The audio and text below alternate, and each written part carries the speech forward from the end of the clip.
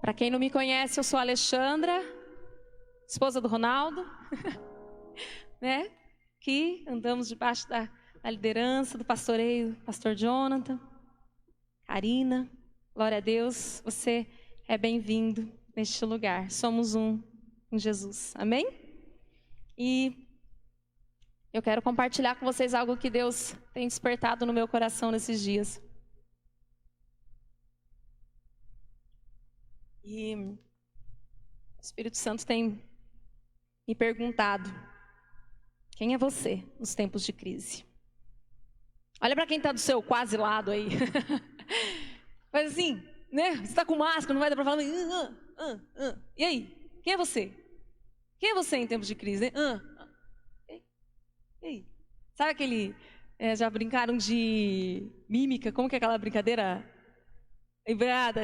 Imagem e ação, isso aí, né? Então, mas e aí? Quem é você em tempos de crise? Quem é você, Alexandra, em tempos de crise? Porque eu não sei se você sabe, mas está rolando uma crise aí fora. Está rolando uma crise. Cada dia que a gente abre o noticiário, nós nos deparamos com uma crise. Uma crise financeira, uma crise emocional, uma crise política. Cada dia nós somos surpreendidos, né? Pela força da crise.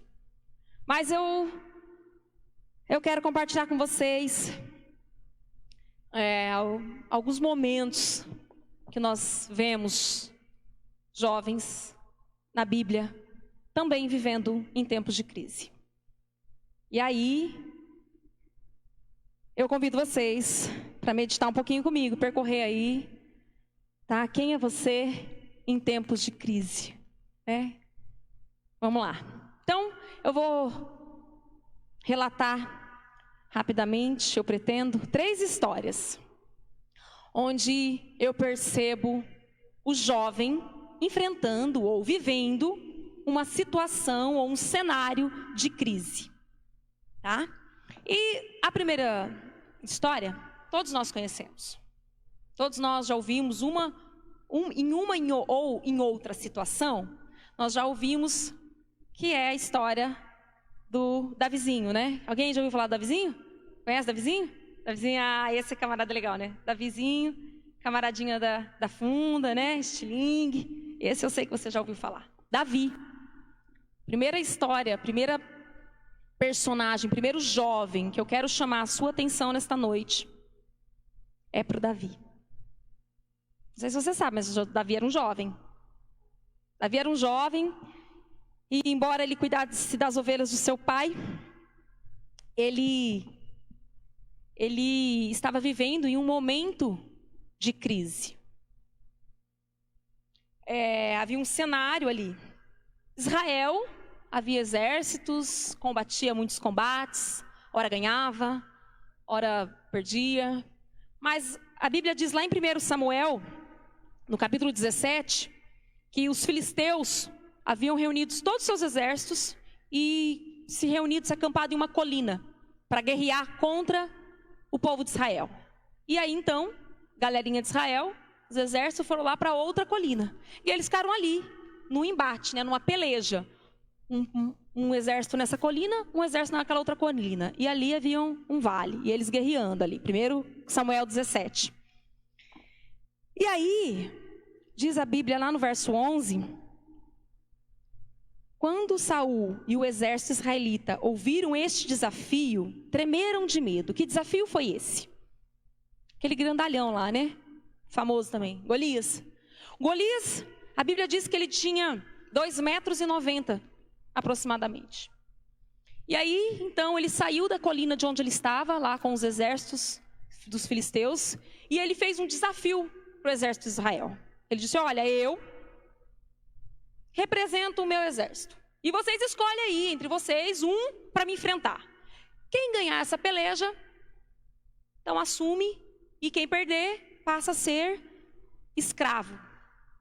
Aí, quando Saul e o exército ouviu o desafio do grandalhão lá do filisteu, todo mundo tremeu na base. Ficaram apavorados, atônitos, com medo. Então, o primeiro cenário que a gente se depara é o cenário do medo. É o cenário do pavor, do pânico. Quem vai enfrentar um camarada desse tamanho? Não, se fosse um exército a gente ainda dava conta, né? Mas quem que vai enfrentar esse cara? E a Bíblia diz que por 40 dias, olha a quarentena aí, gente. Nada foge da Bíblia, né? Quarentena. Durante 40 dias, 1 Samuel 17:16, diz que durante 40 dias, 2 vezes por dia, pela manhã e à tarde, o gigante passeava com arrogância diante dos exércitos de Israel. Pensa que ele passava lá todo grande, dizendo: e aí? Já escolheu alguém? E aí? Já sabe quem vai ser o cara aí? Quem é o valente aí que vai me desafiar, né? Que vai me encarar? Então, todos os dias, 2 vezes ao dia, durante 40 dias, a Bíblia diz que ele com arrogância passava desafiando do exército de Israel. E a Bíblia também nos diz que a galera ficou com medo. Aí surge lá, nosso amigo, Davi, né? Davi vai lá levar marmitinha para os irmãos que estão na colina, com o povo de Israel. E aí, ele ouviu o desafio do filisteu. Quero chamar a atenção de vocês para isso. Havia uma crise instalada em Israel. O medo, o pânico, o pavor de ter que enfrentar aquele gigante. Davi estava inserido na crise, mas a crise não estava inserida em Davi. Sabe o que ele disse? Eu vou lutar contra ele. Diz a Bíblia que Saul olhou para ele e falou assim: vem cá, você é um garoto, você é jovem demais. Eu não sei quantos anos vocês têm, com certeza são mais novos que eu, mas poderia dizer: você é jovem, eu sou experiente, eu sei do que eu estou falando, então, né, baixa a bola aí, vai com calma.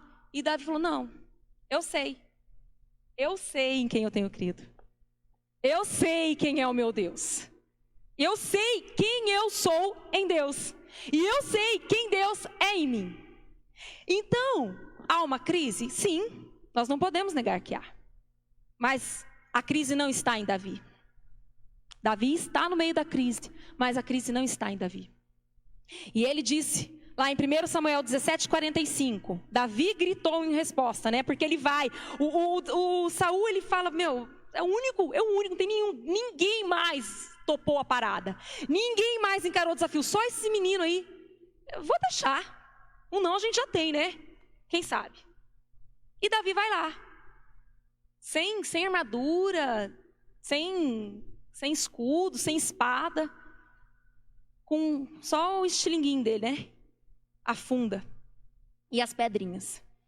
E aí, diz a Bíblia lá em 1 Samuel 17:45, Davi gritou em resposta: você vem a mim com uma espada e uma lança, mas eu vou a você em nome do Senhor do universo, o Senhor do exército de Israel, o verdadeiro Deus a quem você dirigiu insultos. Que tremendo Davi. E depois nós sabemos de toda a história de Davi, né? Davi, depois ele é ungido rei. Davi tem todos os salmos lá que ele escreve, ganha vitória, tem outras vitórias. Mas para esse momento eu quero chamar a sua atenção. Davi está inserido em um cenário de conflito, em um cenário de crise. Mas ele foi a resposta para aquele momento de crise. Ninguém mandou chamar Davi. Ninguém falou: Davi, você matou um leão, você matou um urso, você não está afim de encarar o cara lá, não? Não, pelo contrário, tentaram até desanimá-lo. Falou: você é jovem, cara, presta atenção, olha o tamanho do cara. Ele falou: eu sei em quem eu tenho crido. Eu sei quem é Deus da minha vida. E eu sei quem é Deus na minha vida.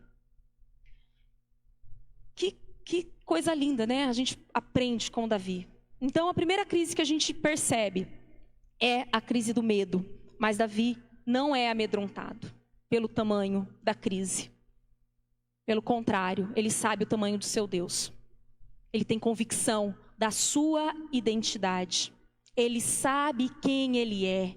E ele sabe quem é com ele, quem é por ele e quem é nele. Essa é a primeira crise que eu quero compartilhar com vocês. A segunda, um outro camarada que provavelmente você também já tem ouvido falar, também é um jovem. Aprendo muito com ele. E como não falar dele? Daniel. Daniel, um jovem que nós podemos olhar para a vida dele e perceber que ele também estava inserido no cenário de crise. E qual era a crise de Daniel? Daniel vivia uma crise que era o cativeiro. A Bíblia diz lá em Daniel 1, capítulo 1, verso 1, nos conta que o exército babilônico havia sitiado Jerusalém. No 3º ano do reinado de Joaquim, rei de Judá, Nabucodonosor, rei da Babilônia, veio a Jerusalém e a sitiou. E se nós continuarmos lendo o texto, a Bíblia diz que Nabucodonosor manda dar ordem aos senhores dos exércitos ali, seus capitães de exército, para ir buscar os jovens. Jovens de linhagem real, jovens doutos de ciência, de sabedoria, não era qualquer jovem. Para levar cativo para a Babilônia. E aí a gente olha para Daniel. Daniel está vivendo uma crise, né? Ele está longe da terra dele, ele está longe da família dele, e mais, ele está servindo o inimigo. Porque ele está dentro do palácio do rei. Percebam, ele não foi para qualquer lugar. Ele foi levado em cativo para servir ao rei inimigo. Então ele também está inserido em um cenário de crise. Sua terra está desolada. Havia tudo destruído. A Bíblia diz inclusive que até os utensílios da casa do Senhor, do templo de Deus, o exército levou para dentro dos templos babilônicos. Então, pensem na crise que esse povo estava vivendo, de desolação, medo, terror, pânico, longe de suas famílias, fora os demais que foram dispersos em todo o reinado, por conta dessa assolação, por conta desse estado de sítio que a cidade ficou. E Daniel, então, está lá no palácio do rei, e aí ele se nega a comer do banquete do rei. E aí vocês já devem ter ouvido falar, provavelmente, do jejum de Daniel e outras coisas mais, né? Daniel, não foi o Espírito Santo que falou para ele, olha, não come isso não. Pelo contrário, ele podia falar assim, nossa, eu fui tirado lá da minha terra, estou dentro do palácio do rei, vou comer de tudo que é do bom, do melhor, tomar o melhor vinho, porque eu estou, né, no palácio. Deus é fiel. Daniel sabia quem ele era. Daniel sabia o Deus que ele servia. Daniel sabia que valia a pena ser fiel. Daniel, ele decidiu não se contaminar com os manjares do rei. A Bíblia diz que em Daniel, por conta ele era uma pessoa muito sábia, ele era um jovem sábio, e ele além de todo o conhecimento que ele tinha sabedoria. E ele não se prostrava diante de outras pessoas, a não ser do próprio Deus. E por conta disso, há ali um decreto. Por 30 dias, foi feito um decreto que onde 30 dias ninguém poderia orar a nenhum outro Deus, senão os babilônicos, senão os deuses daquela terra. Daniel fica sabendo desse decreto.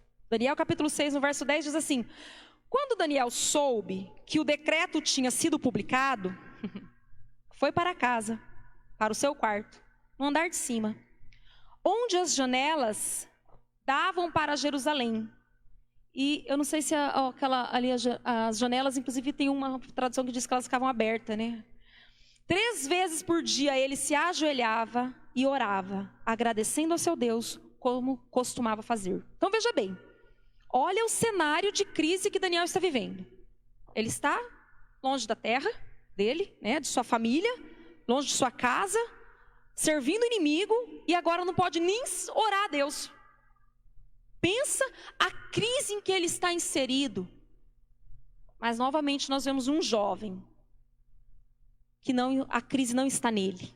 Ele não está em crise. Ele pode estar inserido num cenário de crise, mas a crise não está nele. Ele sabia quem era o Deus dele. E ele sabia quem era Deus nele. A ponto de encarar, chamar a responsabilidade, falar, eu sou a resposta. Ele foi para a cova dos leões, todo mundo sabe, todo mundo conhece Daniel.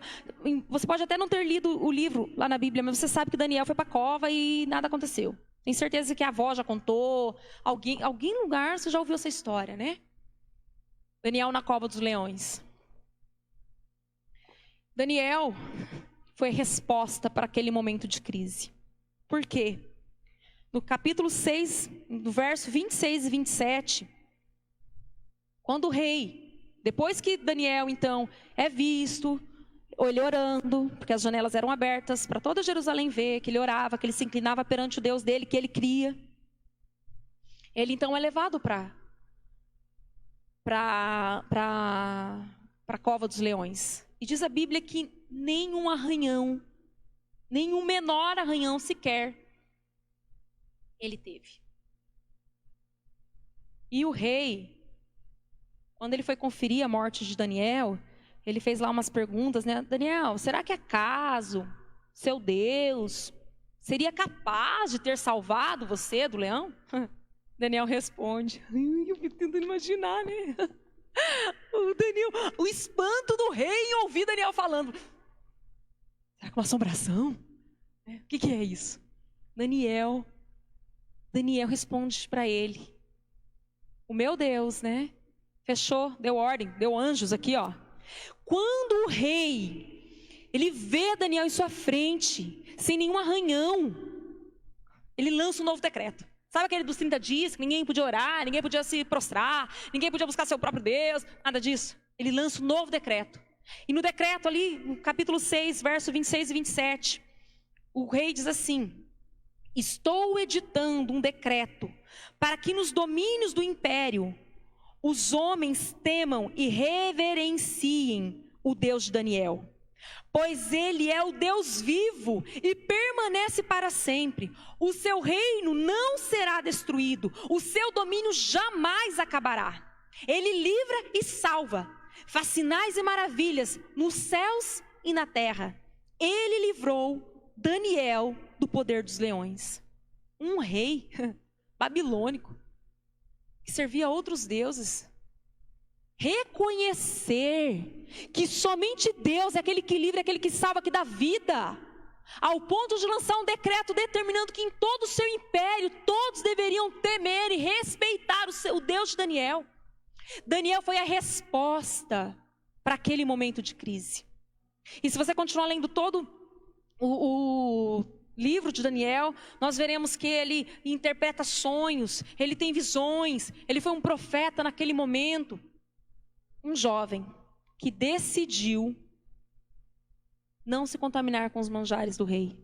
Um jovem que decidiu ser fiel aos seus princípios, porque ele sabia quem ele era em Deus e quem Deus era nele. Um jovem que foi a resposta para um momento de crise, onde ele não só manifestou a salvação, mas o poder de Deus naquele momento, como ele causou no rei o reconhecimento, ao ponto de tornar um decreto, porque ele manifestou, ele aceitou ser a resposta e manifestou a salvação de Deus, mesmo correndo riscos, né? Terceiro cenário que eu quero compartilhar com vocês. Então nós já falamos do cenário do medo vivido por Davi, cenário inserido ali no contexto de Davi. Segundo cenário, que é o cativeiro vivido por Daniel. E aí eu quero falar de um outro cativeiro, de um outro contexto, um outro cenário vivido por Esther. Então, o segundo cenário da crise era o cativeiro. O terceiro cenário de crise, ameaça e morte.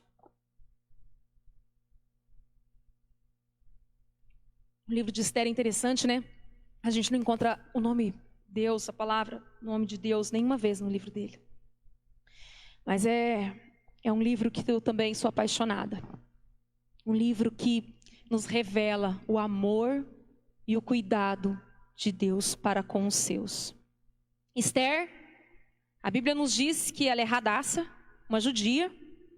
Inclusive a Bíblia, nos estudos, ela nos mostra que provavelmente Esther, ela vive com seu primo, que a toma por filha, porque ela é órfã. Mordecai, algumas Bíblias trazem Mardoqueu.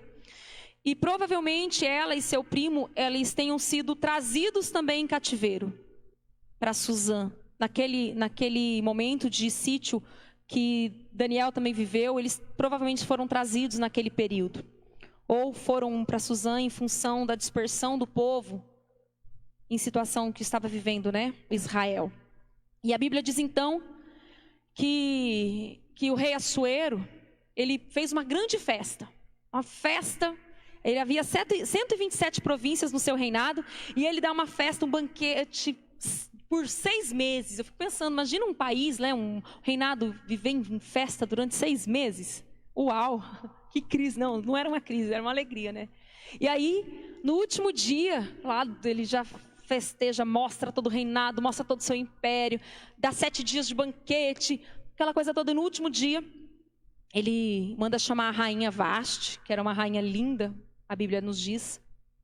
E rainha Vasti, que também está em uma outra festa, dando uma festa lá no reinado para as mulheres até então, ela fala, não vou não. Fala para o rei que eu não estou afim. E por conta disso, então, ela perde a coroa. É uma outra história, porque eu quero chamar sua atenção para Esther. Mas por conta disso, por conta dessa situação em ela perder a coroa, é feita uma seleção em todo o reinado ali de Assuero, né? Eles escolhem as moças virgens, levam ali e elas passam por um ano de tratamento. Eu fico pensando, né? As jovens todas querendo casar com um príncipe, pensa em casar com um rei. E aí todo mundo vai lá, as moças, e vão lá, preparam um ano no spa da beleza, aquela coisa toda, né? E aí diz a Bíblia então que Esther, ela é escolhida, que o rei vê graça diante dela, e ela então assume a coroa, ele se casa com ela e ela se torna rainha. Então, Esther agora, ela é uma rainha. E ela esconde a sua identidade, a sua origem, que ela é judia. Por, inclusive, até a orientação do seu próprio primo, pai, né? Mardoqueu ali, ou Mordecai. E aí, Mardoqueu, ele é um dos guardas ali dos portões. E o rei Assuero, ele coloca, ele assume, ele chama ali e coloca, nomeia Ramã como seu primeiro-ministro. E por onde Ramã passa, ele quer que todo mundo se prostre, todo mundo se dobre. E Mordecai, sabendo quem ele é em Deus, quem Deus é nele, seus princípios, né? E tudo mais que a gente já sabe, que já vimos na vida de Davi, que já vimos na vida de Daniel, também ele não se prostra diante de Ramã. Ramã fica enfurecido ao ponto de perguntar, quem é aquele sujeito? Ele fala, ele é um judeu. Ramã, diz a Bíblia, que ele lança os dados para escolher o dia que ele mataria todo o povo judeu da terra. A Bíblia diz que o dia 13 foi escolhido. E ele conversa com o rei, porque ele é muito chegado do rei, e ele fala, ô rei, tem um povo aí no seu reinado que não se submete a você. É um povo judeu. Tem suas próprias leis, suas próprias crenças, seus próprios costumes. Sabe o que eu acho? Que esse povo tem que morrer. E o rei, tá bom, faz como você quiser. Deu o anel dele. E diz a Bíblia que Ramã, ele faz um decreto em nome do rei, determinando que no dia 13 do 12º mês, todos os judeus, homens, mulheres, crianças, seriam mortos. Todos. Todo o povo judeu deveria ser mortos. Eles deveriam ser aniquilados, enfim. E eles escrevem cartas, enviam para os 127 povoados, determinando que no dia 13, todos os judeus serão mortos. E aí, no Esther 3:13, diz assim, as cartas foram enviadas por mensageiros a todas as províncias do império, com a ordem de exterminar e aniquilar completamente todos os judeus, jovens e idosos, mulheres e crianças, num único dia, o 13º dia do 12º mês, o mês de Adar, e de saquear os seus bens. O decreto dizia que eles podiam matar todos os judeus e ficar com todos os bens deles. Quando Mordecai ouviu o decreto, a Bíblia diz que ele chorou. Eu fico pensando, gente, esse seria um holocausto, né? Quem já assistiu a lista de Schindler sabe a tristeza que isso foi.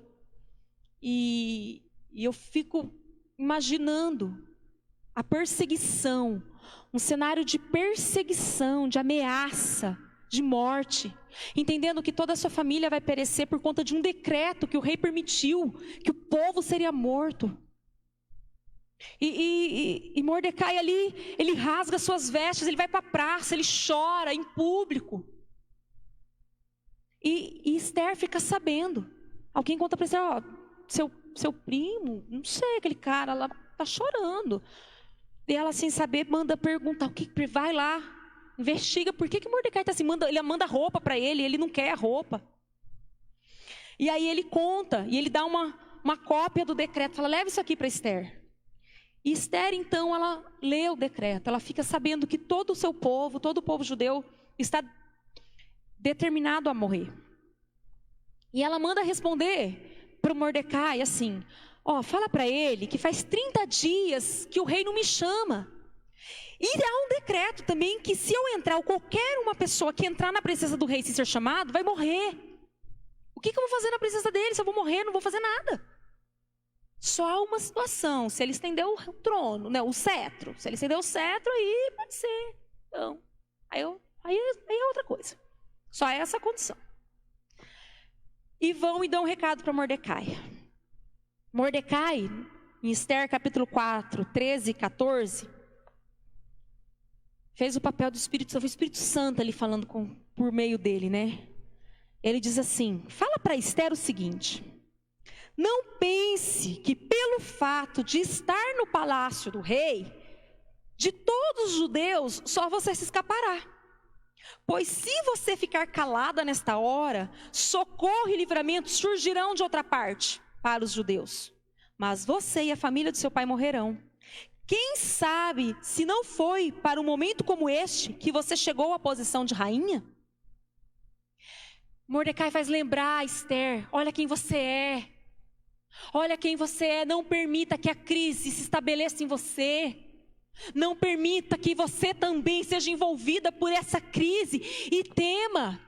Ou se ache que vai ficar impune, que vai ficar na boa, porque agora eu sou rainha, né? Estou numa boa posição. Não pense que você ficará de fora, porque o socorro virá. Esther, naquele momento, eu penso que ela é despertada, a identidade dela, Deus desperta. E ela então se posiciona. Ela diz, olha aqui, vai lá e diz para o Mordecai o seguinte, eu vou fazer um jejum de 3 dias, nada vou comer, nada vou beber, e manda ele fazer o mesmo. E todo o povo judeu, porque eu vou entrar na presença do rei, e se eu morrer, morri. Ela assume que ela é a resposta de Deus naquele momento de crise. Ela entende que ela é a resposta de Deus para uma nação. E ela então, a Bíblia diz que ela ora, que ela jejua, e que ela se apresenta diante do rei Assuero. E diz a Bíblia que quando o rei a vê, o coração dele se alegra, ao ponto de estender para ela o cetro, e ela receber graça do rei. E ele diz para ela, que alegria ter você aqui. Diga-me o que você quer, e até metade do meu reino eu te darei. Esther então convida ali o rei, a Ramã, para um banquete. Mas o que eu quero dizer para vocês, porque Esther se posicionou, porque Esther se lembrou de sua identidade, porque Esther lembrou quem era Deus na vida dela e nela, porque ela decidiu ser a resposta para aquele momento de crise. A Bíblia diz que todos os judeus foram salvos, todos. Ela se identifica para o rei, fala, olha, esse povo é meu povo, porque eu também sou judia. Eu também creio nesse Deus. Ela se manifesta e o rei diz, ok, então faça como lhe apraz. E ele lança um novo decreto. dizendo que todos os judeus podem festejar, que todos os judeus podem viver com suas famílias em paz. E aí então é feita uma festa, em lugar de morte, a celebração, a vida, até hoje é comemorado essa ação de Esther. Festa de Purim, lá em Israel, nos dias de hoje ainda existe, porque a Bíblia disse que de geração em geração é lembrado a sua salvação. Porque Esther se posicionou, Esther era uma jovem. Esther era uma jovem que ela se posicionou, ela lembrou da sua identidade. Ela lembrou quem ela era em Deus e quem Deus era nela, e ela decidiu ser resposta naquele momento de crise. E Esther, capítulo 9, no verso 28, diz então um desfecho ali, né? É uma história linda, eu convido você a ler. Esther tem 10 capítulos só. Em uma manhã você consegue ler ali, em poucas horas, é um livro que te envolve, é lindo. E diz assim: esses dias serão lembrados e comemorados em cada família de cada geração, em cada província, em cada cidade, e jamais deverão deixar de ser comemorados pelos judeus. E os seus descendentes jamais deveriam esquecer-se de tais dias. É a festa do Purim. Purim vem de Pur. Pur são os dados que Amã lançou para definir o dia que eles morreriam. E a Bíblia diz que então ele transforma o pranto em festa e a morte em vida. E aí eu fico olhando para a história desses 3 jovens. E aí eu olho para mim e falo: quem eu quero ser nessa crise? Quem eu estou disposta a ser nesse momento de crise que nós estamos vivendo? Quem você está disposto a ser nesse momento de crise? Será que não foi para essa situação que o Senhor nos chamou? De repente, nessa empresa que você está, ou nesse lugar, nesse prédio, sei lá, no lugar onde você mora, enfim, naquele grupo que você foi inserido lá no WhatsApp que você nem queria. Será que não foi para essa ocasião que o Senhor permitiu você estar ali naquele lugar? Você é a resposta. Você é a resposta que Deus tem para esse momento de crise. Eu sou a resposta para esse momento de crise.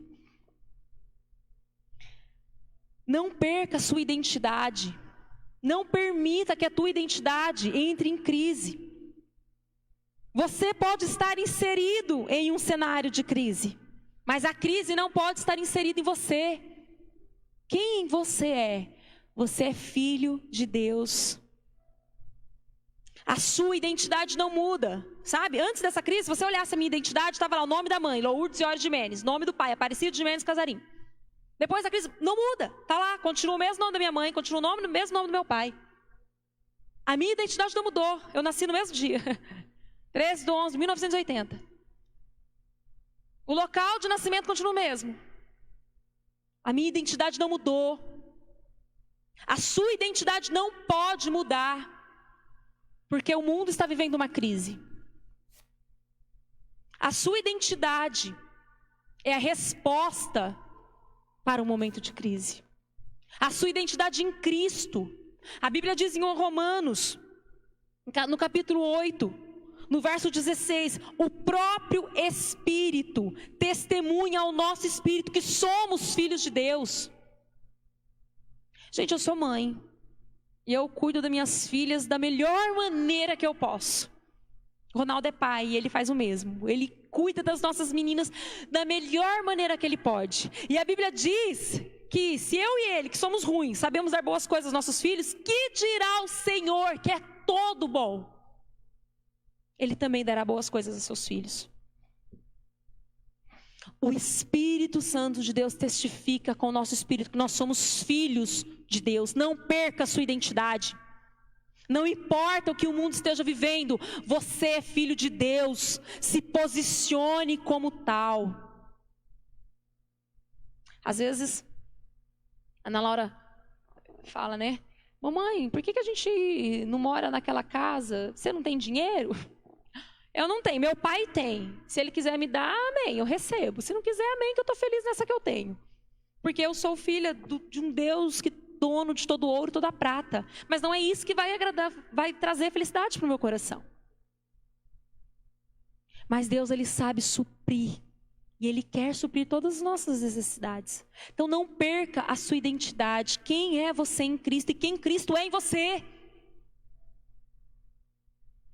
Deus Então tenha convicção de sua identidade. Segundo, você é a resposta. Você é a manifestação da salvação e da glória de Deus para essa crise. Em Colossenses capítulo 1, verso 27, diz assim: a eles quis Deus dar a conhecer entre os gentios a gloriosa riqueza deste mistério. Cristo em vocês é a esperança da glória. Cristo em você é a esperança da glória. Cristo em mim é a esperança da glória. Romanos 8, 19, diz assim: a natureza aguarda com grande expectativa que os filhos de Deus sejam revelados. É para esse momento que os filhos de Deus têm que ser revelados. Oi, eu sou filho de Deus, eu posso manifestar a presença, a glória, a salvação, a cura. Não que em mim há poder, mas em Deus há. Deus espera isso de mim e de você. Sabia? Deus espera isso de mim e de você? No capítulo 1, capítulo 2, eu errei. Primeira carta de João, no capítulo 2, no verso 14b, diz assim: jovens, eu lhes escrevi porque vocês são fortes, e em vocês a palavra de Deus permanece, e vocês vencem o maligno. Mateus 28, 19, diz assim: portanto vão e façam discípulos de todas as nações, batizando-os em nome do Pai, do Filho e do Espírito Santo. Em João 17, 20. Ai, que lindo, eu amo João 17. É Jesus orando por mim e por você. Jesus, ele ora. Ele vai lá no monte orar para o Pai, por mim e por você. E no capítulo 20 ele diz assim, no verso 20, desculpa: não estou orando somente por estes, mas também por todos os que terão fé em mim no futuro, por causa do testemunho deles.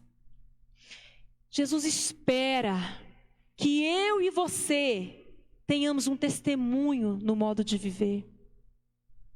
Essa é a minha versão. Tem outra versão que diz por meio da mensagem deles. Qual é a mensagem que eu tenho dado ao mundo? Que eu tenho levado às escolas onde eu trabalho? Qual é a mensagem que eu tenho levado para a minha vizinhança? Qual é a mensagem que eu tenho levado para a minha família? Qual é a mensagem que você tem levado? Será que a minha mensagem vai trazer outros a crer em Deus? Foi essa a oração de Jesus. Ele espera isso de mim e de você. Ele espera. É para isso que Ele nos chamou. Para buscar outros, sabe? Como Ele fez com Esther. Vou colocar você aqui. Mas não é só para você. É para eles também. Deus, Ele quer que nós manifestemos a glória dEle. Que nós manifestemos a presença dEle. Como foi cantado aqui, né? Quero ser sua morada. Eu não quero ser sua casa onde o Senhor visita. Eu quero ser morada, casa onde o Senhor habita.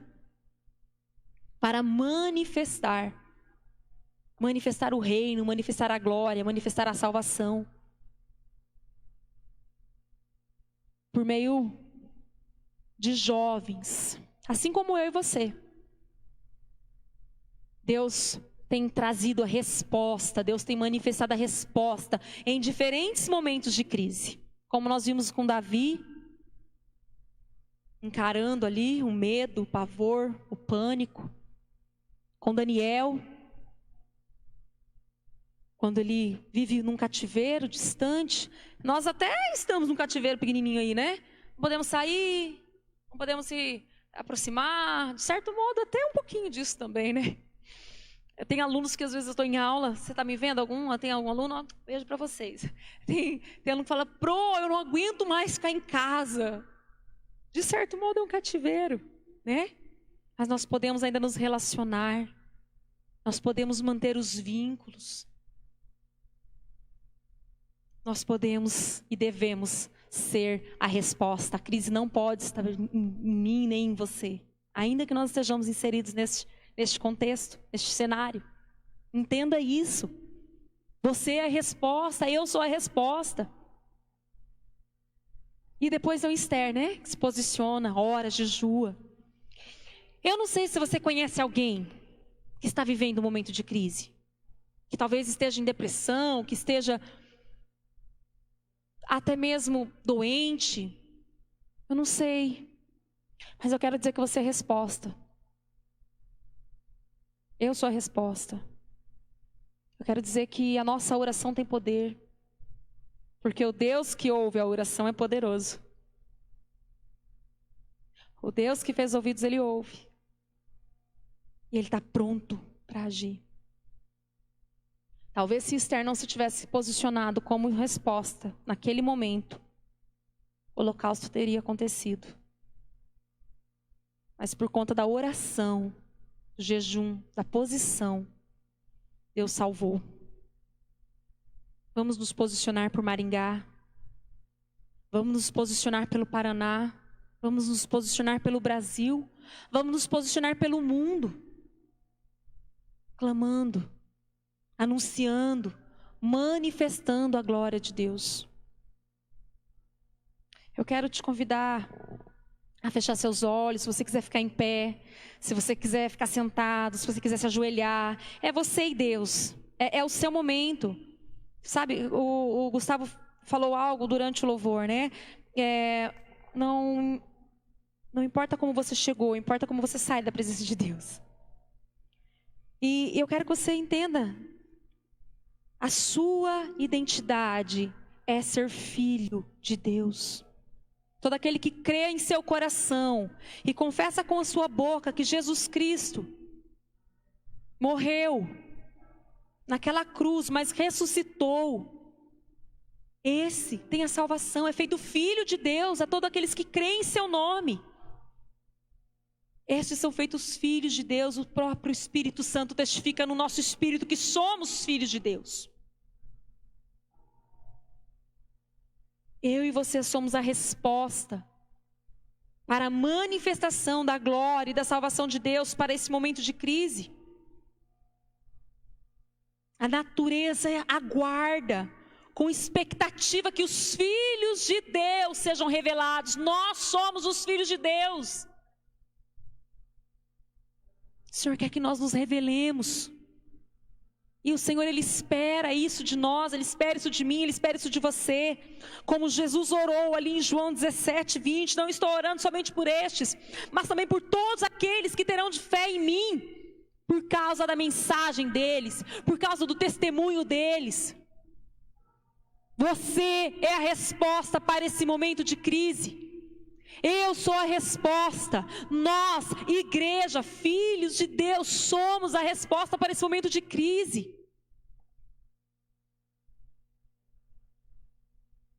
Senhor, nós entendemos, Pai. Nós entendemos que não há outro nome a qual importa que sejamos salvos. Não há outro nome a qual importa que sejamos salvos. Como Jesus orou ali naquele monte antes de passar pela crucificação, dizendo: eu não oro somente por estes, mas por aqueles que virão a crer em meu nome, por causa do testemunho deles. Senhor, ensina-nos, ó Deus. Se alguém entrou aqui nesta noite em crise, e com a sua identidade em crise, que o teu Espírito Santo esteja agora ministrando os nossos corações, testificando que somos teus filhos. Somos filhos de Deus, essa é a nossa identidade. A natureza aguarda a nossa revelação, revelação que vem de Ti, revelação que vem dos Teus filhos. Senhor, ensina-nos a nos posicionar como Davi. Ensina-nos a ter a convicção de Daniel. Ensina-nos a ter a coragem de Esther. Estenda o teu cetro sobre nós. Conceda-nos da tua vida, da tua graça. Queremos manifestar salvação. Queremos manifestar cura. Queremos manifestar a tua vida, Jesus. Eu oro agora por aqueles que estão enfermos. Se você conhece alguém que está enfermo, lembre-se dele nesta oração. Apresente-o diante de Deus. Ore por ele. Ore pelas famílias enlutadas. Que o Senhor venha dar força. Senhor, em nome de Jesus eu oro. Eu oro, Senhor, por nossa cidade, por nossa nação. Vem com teu socorro, manifesta a tua glória, manifesta a tua salvação, Senhor. Nós oramos, vem com a tua cura sobre nós. Manifesta o teu socorro, Pai. Visita os leitos de hospitais nesta hora, trazendo cura, trazendo vida, vida em abundância. Em nome de Jesus, nós oramos, liberando unção de cura sobre a cidade de Maringá. Senhor, nós queremos trazer esperança, levar esperança por onde passarmos, para a nossa família, para nossos vizinhos, no nosso trabalho. Em nome de Jesus, nós queremos ser resposta, ser agentes transformadores do cenário, como foi Davi, como foi Daniel, como foi Esther, como diz a tua palavra ali em 1 João, na primeira carta de João, Senhor. Quando ele diz: jovens, eu lhes escrevi, porque vocês são fortes, e em vocês a palavra de Deus permanece, e vocês vencem o maligno. Senhor, manifesta, Pai, nesses dias, manifesta em cada um de nós, através de nós, Pai, o teu amor, o teu poder e a tua salvação. É o que nós oramos, Pai, em nome de Jesus. Em nome de Jesus, que haja em nós a certeza da convicção da nossa identidade em Ti, Jesus. Que o Senhor levante hoje aqui um exército posicionado para anunciar boas novas de salvação, para anunciar o Teu nome, Jesus, para revelar a Tua glória, dizer que é chegado o Teu reino. Em nome de Jesus, Pai, eis-nos aqui. Eis-nos aqui, Senhor. Eis-nos aqui. Faz assim, Pai. Queremos ouvir boas notícias. Queremos, Senhor, manifestar o Teu reino, manifestar a Tua glória, a Tua vida por meio de nós, porque sabemos quem somos em Ti e quem Tu és em nós. Por isso nós oramos, Pai. Teu Espírito Santo tem toda a liberdade de nos usar para manifestar a Tua glória nesses dias, em nome de Jesus. Em nome de Jesus, Pai. Nós Te adoramos, Te bendizemos, declaramos, Pai, que essa semente que foi lançada no nosso coração nesta noite venha frutificar. A Tua palavra diz que um planta, outro rega, outro colhe, mas o crescimento vem do Senhor. Que o Teu Espírito Santo durante essa semana esteja nos trazendo, nos dando oportunidade, nos dando experiência para revelar, ó Deus, o Teu amor, a Tua salvação, em nome de Jesus. Em nome de Jesus, Pai, nós oramos assim, Te adoramos, glorificamos o Teu nome, em nome de Jesus. Amém. Amém.